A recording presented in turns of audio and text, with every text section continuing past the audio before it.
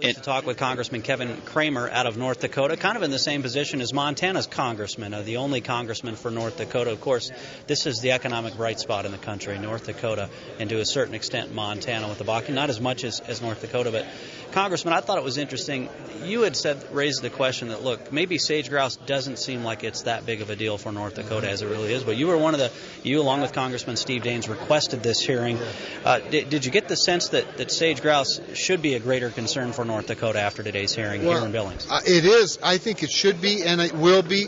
And not only the sage grouse, but as I mentioned, it's this critical habitat designation that becomes looser and looser every time they take it up, because the designation issue, the habitat issue used to be based on sage grouse actually being there, to now where critical habitat is any habitat that they might be in some time. And of course, the broader that definition gets, the more imposition it becomes on industry and local and state control. I've heard some people say, it's just a bird. Why aren't they focusing on Syria? It's just a bird. Why are they talking about this in Billings, Montana? Well, one thing about Congress is we're good at multitasking. So we are all very concerned about Syria. We're thinking and talking about it a lot, but that doesn't mean everything else gets put on hold, over one issue in Syria. We have big jobs to do, and for those of us like Representative Daines and Representative Lummis from Wyoming and myself, we do represent large constituencies by virtue of the land mass, the fact that we represent entire states and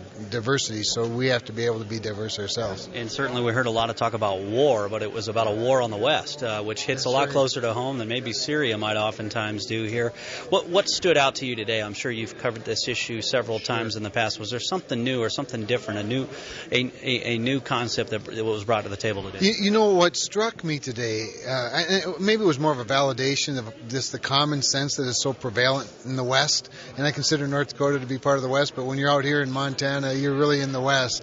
And just that boots on the ground common sense that reminds us that the closer a policy is to the ground, the more likely it is to be right. And that the people that live in the West and work in the West care a lot more, not only for the economy of the West, but even for the conservation of the West. And that, to me, is what's so ironic about policies, as well-intentioned as they may be, and quite frankly, I'd even question that in the case of the ESA, and especially the litigation mentality of the liberal organizations. As I said today,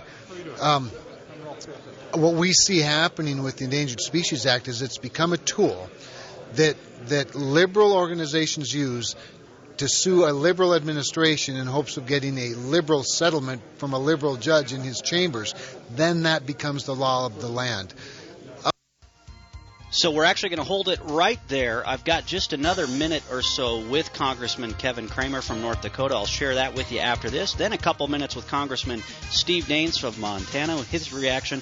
Then the phone lines are open for you, 866-627-5483 or 866-NBS-LIVE. Back right after this. During the hearing, had a chance to catch up with Congressman Kevin Cramer from North Dakota, and we already heard part of that interview. Here's the rest of that, and then we'll hear from Congressman Steve Daines. Out here in the West, you don't need litigation or bureaucracy or even Congress for the most part to tell you what the right thing to do is. You just naturally do it. Do you think that because of the Bakken, because of how the strength of agriculture right now, there really is, unlike what you're seeing in most parts of the country, that in rural America around the Bakken and around, with, I think I saw feeder prices, are at near 5-year records right now. I mean, is that why they're focusing on this, and focusing on this right now? I think that's a great point, and I think it's part of what rubs us wrong out here, our sensibilities, our rural sensibilities, is when a bunch of do-gooders from the big cities on the coasts and in other places try to impose their will on us out here, where we're feeding a hungry world while we're producing energy for a growing economy, and in the process creating a great economy. And so, we just as soon sort of be left alone, if you will, and let us do our jobs and do it well like we're used to, and not have this imposition.